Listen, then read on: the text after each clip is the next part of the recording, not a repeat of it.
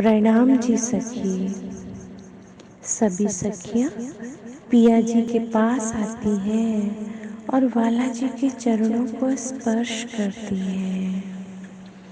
तभी श्यामा जी कहती हैं, पिया जी आज आप हमें दधी सागर की शोभा दिखाने ले चल रहे हैं ना। सभी सखियां कहती हैं, वाला जी दधी सागर में जाकर हम आपका हरे रंग में श्रृंगार कराएंगी। ठीक है वाला जी। पिया जी मुस्कुरा देते हैं और कहते हैं, ठीक है मेरी सखियों, परंतु एक शर्त है, मैं तुम्हें श्रृंगार तो कराने दूंगा पर अपनी पाग मैं स्वयं बांधूंगा। ठीक है मेरी प्यारियों। ठीक है वाला जी। तभी तख्तरवा आ जाते हैं और हम सभी श्री युगल स्वरूप के साथ दधी सागर की ओर चल पड़ते हैं।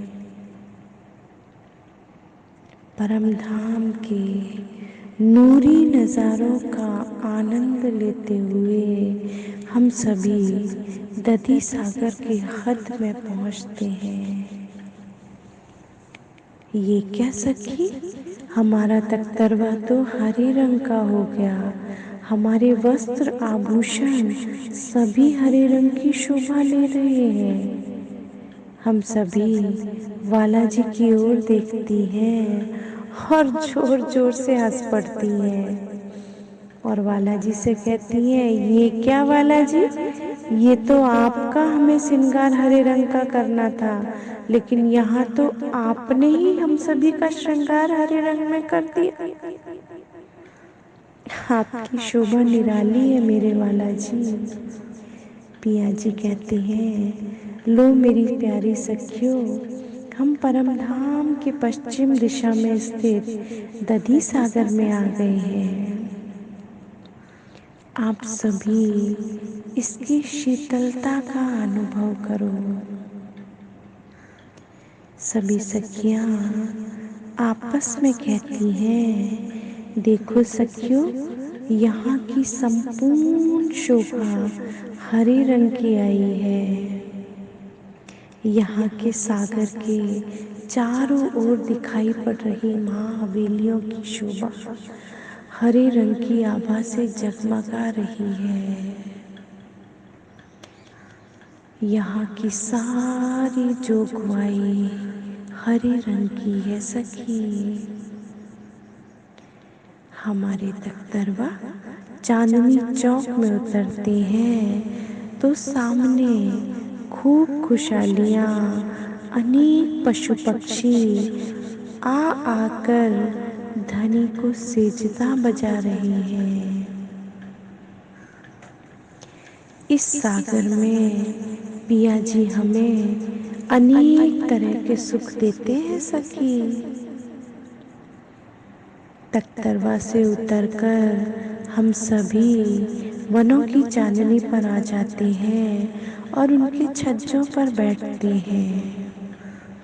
यहाँ से दधी सागर का नज़ारा देखते ही बनता है मेरी प्यारियों। सागर में उठ रही लहरें मानो प्रेम की ध्वनि करके हम सभी का स्वागत कर रही हैं। तभी सभी सखियों की नजर सागर से हटकर पिया जी के नूरी मुखारबिंद पर आ जाती है और वहीं ठहर जाती है। मेरे पिया जी की सुंदर कोमल गौरवर्ण लालिमा लिए नूर भरा मुखारबिंद तो देखो सखी। आज हम सभी पिया जी के मुखारबिंद की शोभा का आनंद लेते हैं और जी भरकर अपने वाला जी को निहारते हैं सखी। सभी सखियां पिया जी को घेर कर उनके समक्ष बैठ जाती हैं और वाला जी के मुखारबिंद की शोभा को निहार रही हैं। मेरे पिया जी के घुंघराले काले घने बालों की शोभा तो देखो सखी। इसमें से आ रही इत्र की खुशबू कितनी मनमोहक लग रही है। इस सुगंध को हम सभी महसूस कर रहे हैं। ऐसा लग रहा है कि मेरे पिया जी के इन घुंघराले बालों में ही हम सभी उलझ गए हैं। यहाँ से बाहर निकलने का दिल ही नहीं कर रहा है। मेरी प्रीतम के घुंघराले बालों की ऐसी अनुपम शोभा है सखी। देखो सखी, पिया जी ने अपने मस्तक पर अपने हाथों से पेच देते हुए सारंगी पाक को शोभित किया हुआ है। ऐसा लग रहा है मानो पिया जी ने हमारे दिलों को अपने पाक के पेचों के बीच में समेट रखा है। मेरे प्रीतम के इन हाथों की शोभा तो देखो सखी, जिन हाथों से वो अपनी पाक को अपने सिर पर बांध रहे हैं, कितनी कोमल और गौर वर्ण की लालिमा युक्त आभा लिए हुए हैं। मेरे वाला जी के इन अति सुंदर हाथों का वर्णन कैसे करूं, जिससे मेरे पिया जी ने हमें रिझाने के लिए अपने सिर पर पाक बांधी है। इस पाक से हमारी तो दृष्टि ही नहीं हट रही है सखी, तो इसका वर्णन कैसे करें। राज्य के हुक्म से इस पाक के ऊपर अति सुंदर कलंगी की शोभा है। इस कलंगी से निकलती नूर की किरणें मानो आसमान को छू रही हैं। दुगदुगी की झलकार तो देखो सखी, कितनी अनुपम है। इसको निहारने से तो मेरे दिल के दरवाजे ही खुल गए हैं। इतनी सुंदर शोभा है। कलंगी पर लगे परों का वर्णन तो कैसे करूं मेरी सखी। इसकी शोभा देखकर तो सभी रूहों की नजर यहाँ पर ठहर सी जाती है। इन परों में से निकलती ज्योति की आभा एकदम अद्भुत दिखाई दे रही है। इस पूरी शोभा के साथ जब हम सखियां पिया जी के मुखार बिंद को निहारती हैं तो निढाल हो जाती हैं। मेरे वाला जी के तिरछे नुकीले नूर भरे नैनों की शोभा तो देखो मेरी प्यारियों, इसमें डूब जाने का दिल कर रहा है। ऐसा लग रहा है पिया जी के नेत्रों से निकलते इश्क के प्यालों को हम रूहें पीते ही रहे और इसमें से बाहर ही ना निकले। मेरे पिया जी की सुगंधित नासिका की शोभा तो हमारे हृदय को चुभ जाती है।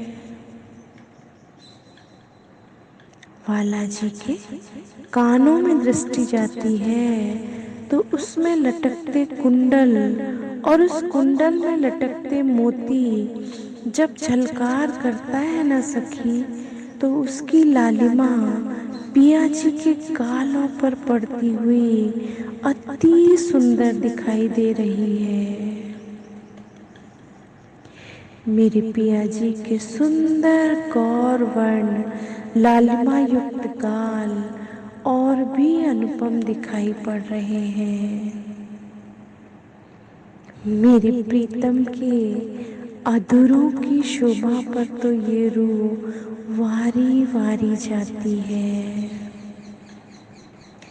नासिका में पहने बेसर पर लटकते लाल मोती की शोभा जब इन अधरों पर पड़ती है न सखी, तो ऐसा लग रहा है मानो अधरों की लालिमा मोती में और मोती की लालिमा अधरों में आ गई है।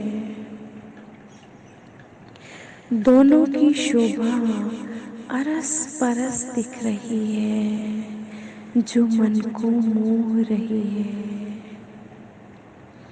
ऐसा लग रहा है जैसे मोती ने अधरों से थोड़ी सी लालिमा चुरा ली है। मेरे वाला जी की, मेरे प्रीतम की रसना तो देखो कितनी मीठी और मधुर है। उनकी इस रसना पर तो ये रूह कुर्बान है। आज ये रूह अपने प्रीतम की अति सुंदर मुखारविंद की शोभा से अलग नहीं होना चाहती है। वाला जी के नेत्रों से, उनके अधरों से, उनकी रसना से प्रेम के रस को पीते रहना चाह रही है। सखी, ये चौथा सागर है, श्री युगल स्वरूप की शोभा का सागर है। इस सागर में उमड़ती हुई लहरों की तरह प्रेम और आनंद का रस भरा है, जिस रस में हम रूहें हमेशा डूबी रहती हैं। इस सागर की लहरों में डूबकर यहाँ के आनंद को अपने हृदय में समेटकर श्री युगल स्वरूप के